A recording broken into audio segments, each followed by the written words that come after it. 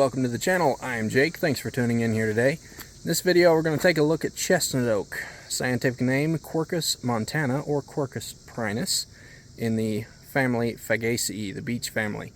Now, I mentioned both Quercus montana and prinus because the scientific name has changed over the years, as scientific names are prone to do from time to time. It was prinus for a long time, changed a few years ago to montana. So keep that in mind when you're looking at scientific names. May or may not be the most recent name that a species is known by, but most of the time if you use a scientific name, people are probably going to know what you're talking about, especially if it's a recent change. But chestnut oak is the one for today. I'm going to flip the camera around, we'll take a look at some things. Stick with me. Now, if you take a look at this leaf here, the technical term for this leaf shape is going to be obovate, and all that means is that the widest point is out toward the tip of the leaf. If you were to divide this leaf into two parts, the base, where I'm touching right there with my finger, and the tip, the widest point is going to be past the middle toward the point somewhere. And if you look at the margin here, you can see it's very wavy and rounded. Technical term for that is going to be crenate, and really all that means is that the margin is rounded and wavy. That is the definition of that technical term. Move up here onto the twig. I'm not going to talk too much about the actual twig itself.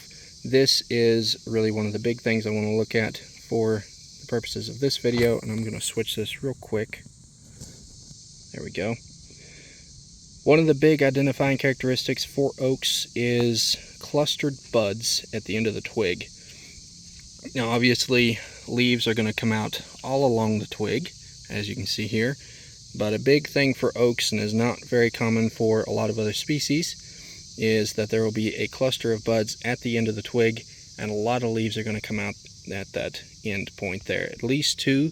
I have seen oaks come out with, up to 6 leaves hanging on to the very end of the twig there. So that's a very common thing with oaks.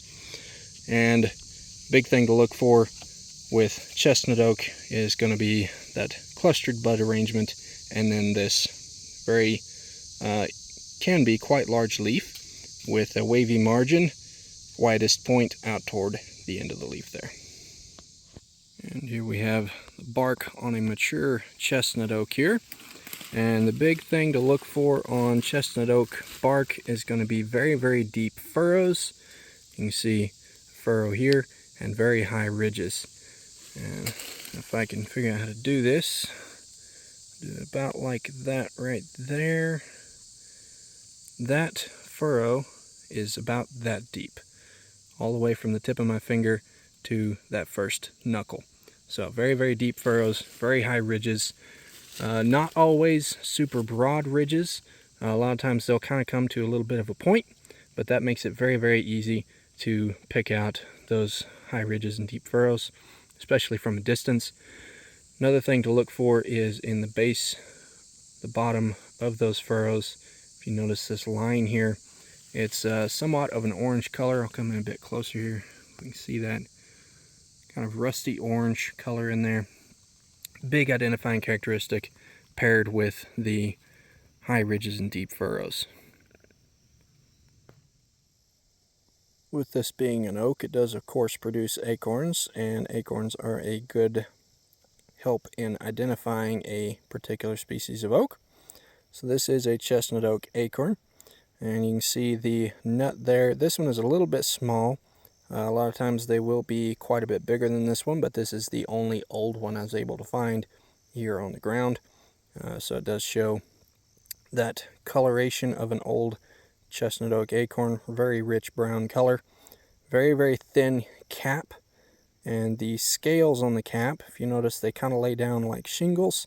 A little bit fuzzy toward the end of each scale, and with this being such a thin cap, it does pull away from the nut when it is mature. As you can see there, there's a gap between the acorn itself and the cap. And this one is going to cover on a more typical sized acorn. The cap is going to cover around 1/3 maybe half, but I would probably look for around a third of the nut. So that is the acorn there. So that is chestnut oak, Quercus montana. This is a pretty good one, I think, to begin your journey in identifying oaks. It's fairly easy to identify, and there are plenty of oaks to move on to from this one. The Quercus genus, I believe, has the most number of species of any other genus here in North America. I've seen different numbers depending on the source, 80, 85, 90, 90 plus, but there are plenty of oaks in North America for sure. Here in the southeast, I don't think I would even venture to guess on a number of species we have here. There are plenty. Chestnut oak, northern red oak, southern red oak, scarlet oak, black oak, swamp white oak. There are so many oaks around here. Pin oak, there are a bunch. But this is a good one to start with. Pretty easy to find. Now, where might you find it? That is a good question. This is not a species you're likely going to find growing near water. Higher and drier sites is going to be a better bet for this one.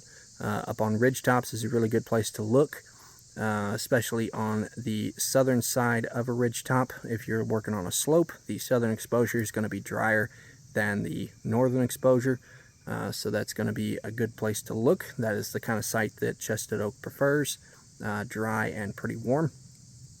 Can be found a little ways downslope. Let's say you're in an area with a lot of ravines, gullies, hollers, whatever you prefer to call them, and you start heading up toward a ridge top. About halfway between the bottom and the top, the ridge, you might start picking up some chestnut oak, but I probably wouldn't look much below halfway down, just because this does like pretty dry soils. So, relatively speaking anyhow. But that is chestnut oak in a nutshell. Pun intended, it does produce a nut. Hope you enjoyed this. If you have any questions, feel free to leave those in a comment down below. Until next time, go forth, enjoy yourself, and always come home safe.